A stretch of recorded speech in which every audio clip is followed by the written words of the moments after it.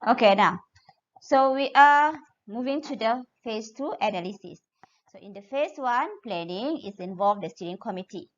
Steering committee sit together with the team to perform 4 activities.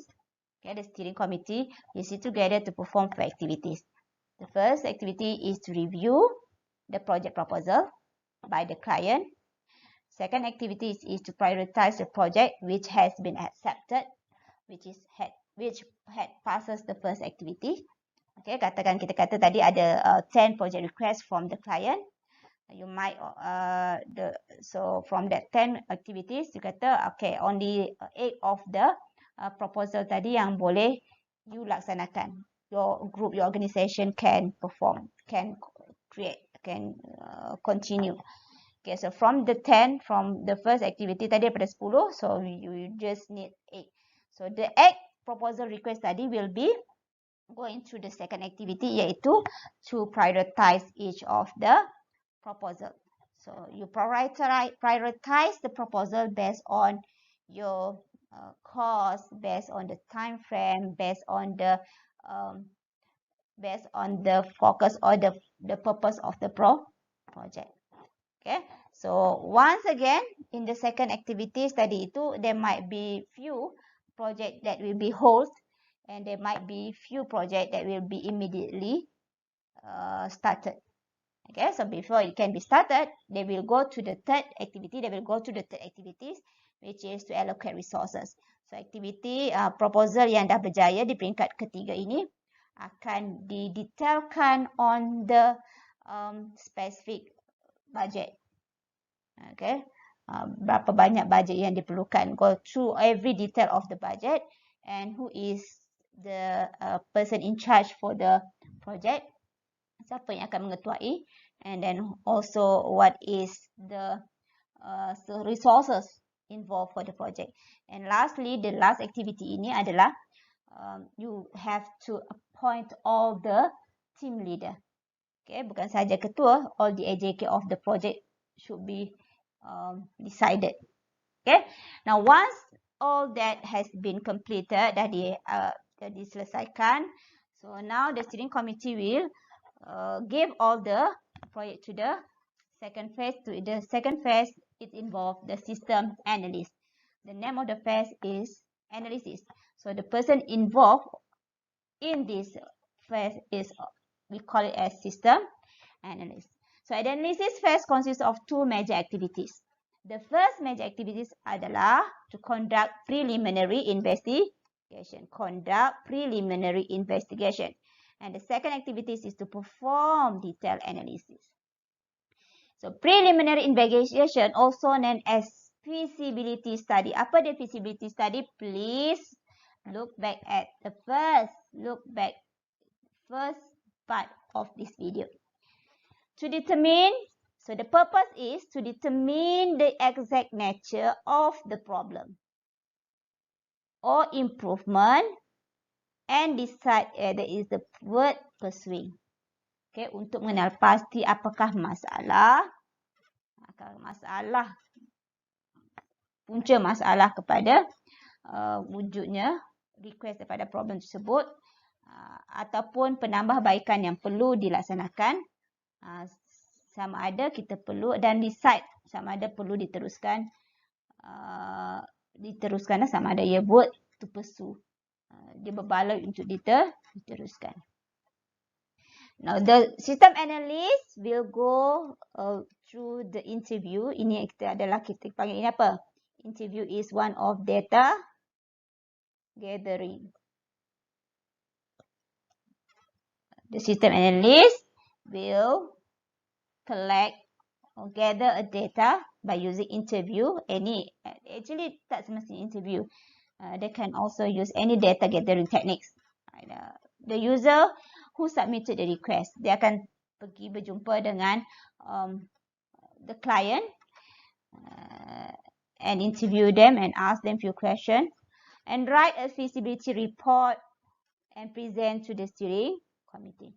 So basically what happened here in the preliminary investigation, the system analyst will go back to the user or the client who asked for the project who ask for the project and ask them what is actually the need of the problem of the proposal. Kenapa perlukan projek tersebut? Kenapa projek itu perlu dilaksanakan? What is the purpose?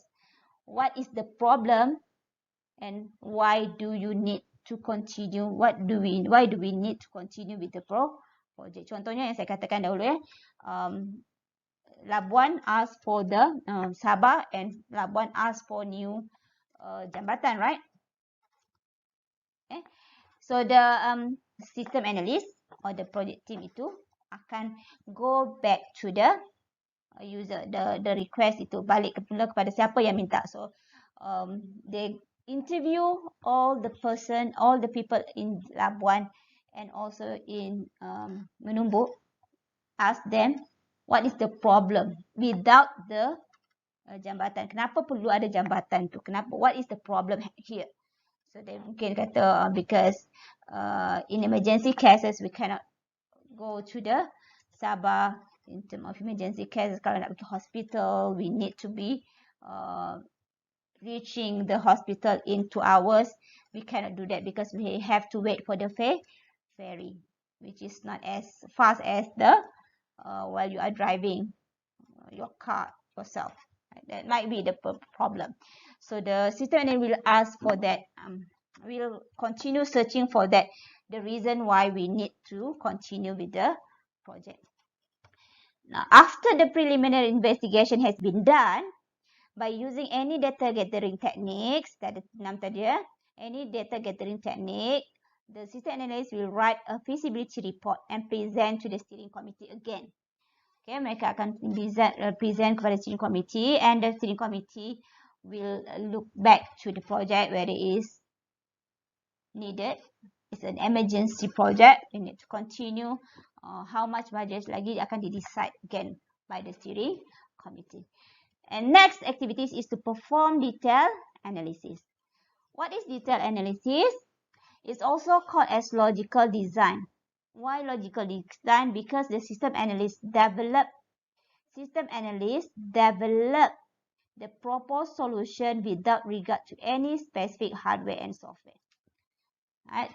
So system analyst akan give their own suggestion how to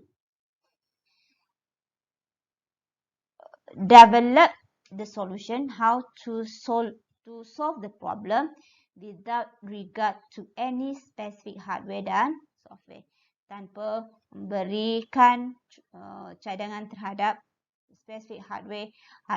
Dia tak akan nyatakan hardware apa yang diperlukan, apa software, tapi dia hanya akan berikan solution itu dalam bentuk kasar, dalam bentuk very rough ideas, right? So involve 3 major activities. So dalam perform detailed analysis ini, this is another 3 activities that will be done by the system analysis. The first 3 major activities adalah to study how the current system works, and then determine the user wants, needs and requirement, and then recommend solution. So dalam perform detailed analysis, the system analyst will study how the current system works. Apa maksudnya study the current system works? So I give you an example. Now, before we have the MIS system, okay, we have if you're asking for MIS, what is the MIS system? Ataupun we will need to create a system that can handle the result of the student online. Yes, secara online. So why we do need the online exam system? Why? Because you have to think about, before we have the online system, you have to print out all the result, you have to type all the numbers manually, and then you have to print, and then you submit, and then all the way along of the process there are a lot of opportunity to make an error with the output, the last output to the last output.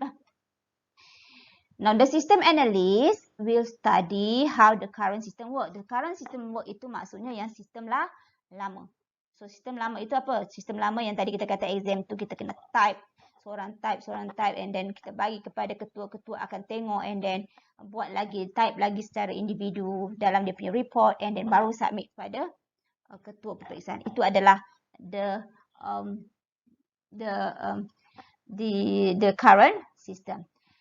So based on the study of the current system, you will see what is the change or the improvement that you can do with the new system. New system, which is the proposed system, adalah the online system.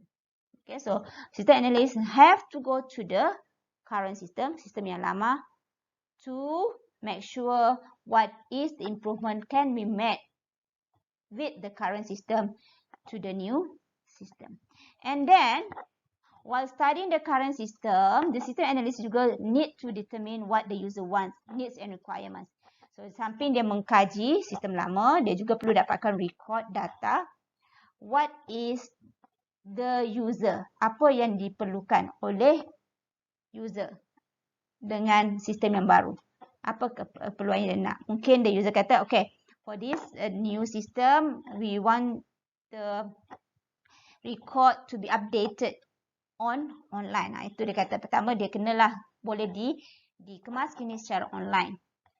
Okay, the system mesti boleh update all the record, boleh kira, boleh calculate, boleh come up with the report itself dalam bentuk graph.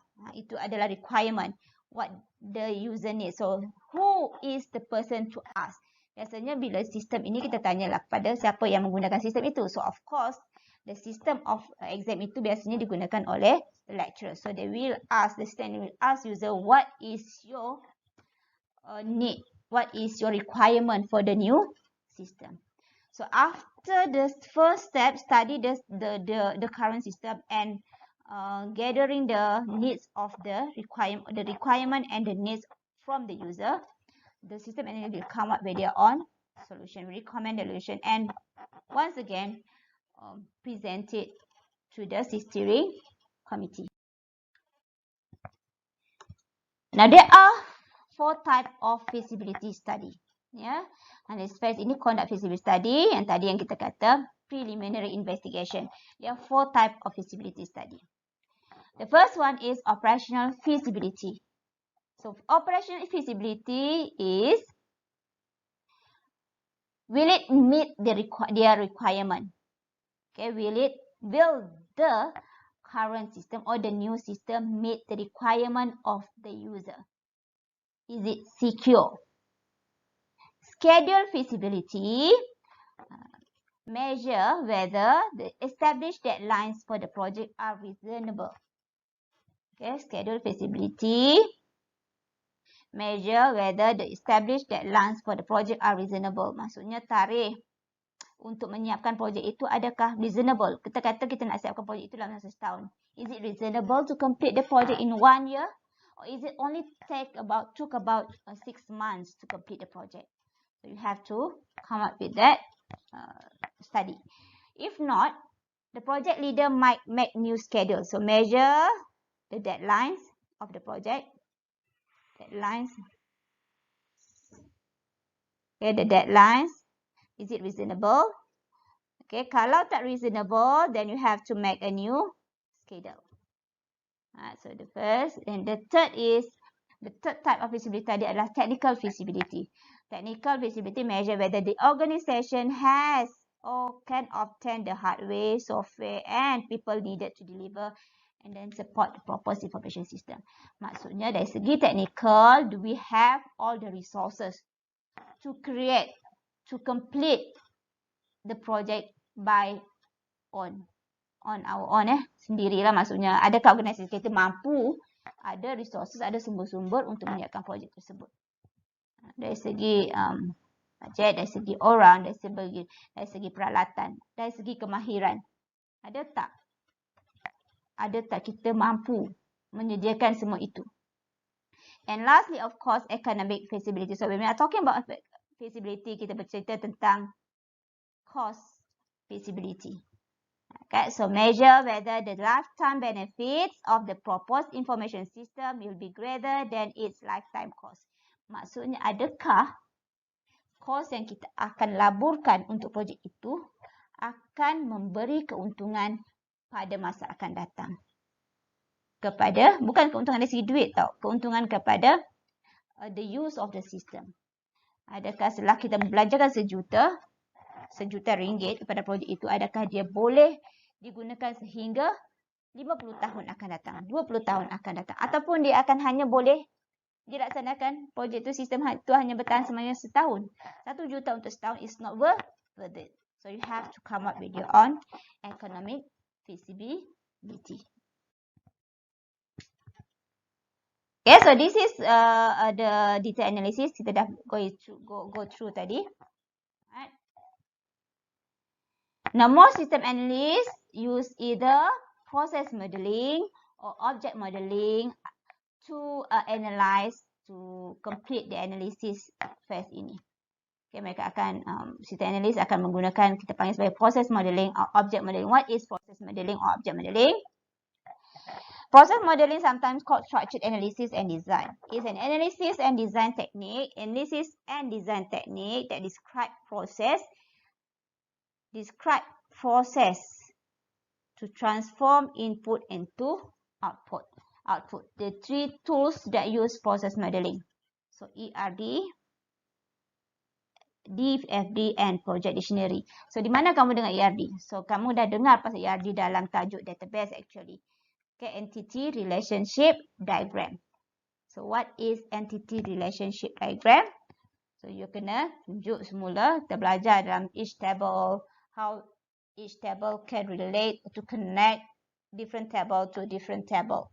So that each field of the table itu akan boleh connected or relate to each other. So this is entity relationship diagram. Okay, very simple, an example of entity relationship diagram.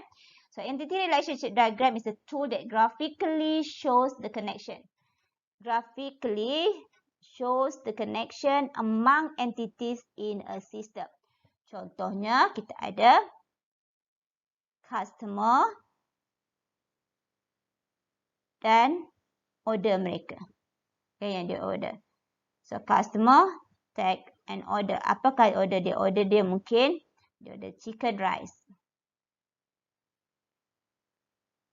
Okay, mungkin dia order fried chicken.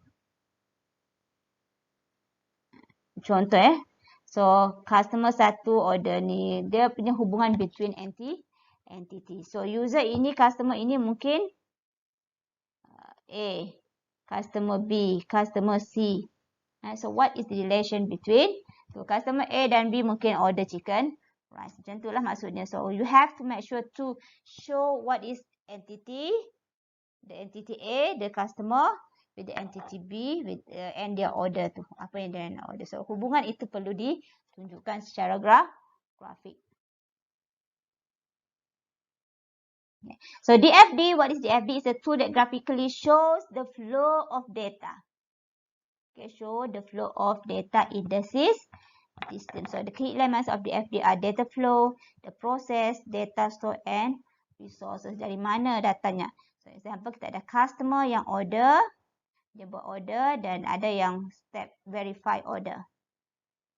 Okay, so ini semuanya adalah contoh DFD, but you don't have to memorize everything in this, what is DFD secara detail. You just have to know that in order for the system analyst to present their suggestion from the two activities, from feasibility study and data analysis, they will come up with the form of DFD, process modeling dia dalam bentuk DFD ataupun ERD tools yang digunakan sama dalam bentuk DFD ataupun ERD tools. Okay, so idea tu semua datang dalam bentuk process modeling, kita panggil sini process modeling ataupun project dictionary. Okay, so you just have to know, you don't have to go through what is DFD and so on. Now, project dictionary adalah tools yang sampai kita call dia sebagai repository which contain all documentation and deliverable of project. Okay, itu saja you have to know. So biasanya repository ini ditunjukkan dalam bentuk table. System proposal. Now, system proposal ini adalah the proposal that was presented or written by the system analyst, which contain all the study, dia punya dapatan from the feasibility study and detail analysis. There are three alternatives of system proposal. Kita panggil sebagai package software, custom software, or outsourcing. Okay, once again, you don't have to memorize what is package software, custom software, and outsourcing. Okay, we stop here. We have talked about two phases. Phase number 1, planning, which involves the steering committee. Phase number 2, analysis, which involve most of the time the role is taken by the system analyst. Now we will continue with phase 3, design.